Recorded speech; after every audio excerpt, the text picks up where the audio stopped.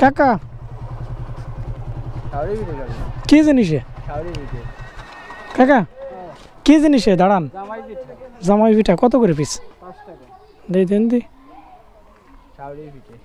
4টা দেন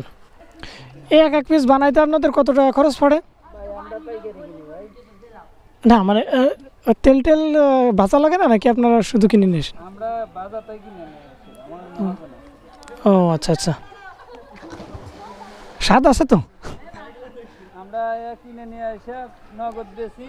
আচ্ছা আচ্ছা বাসা কই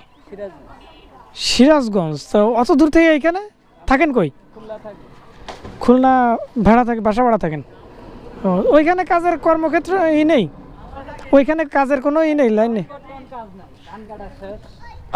ওইদিকে আছে ধানের উপর নির্ভরশীল মনে হয় তো এটা হচ্ছে জামাই পিঠা কাদের কাদের ওইখানে আছে আপনারা একটু কমেন্ট করে জানাবেন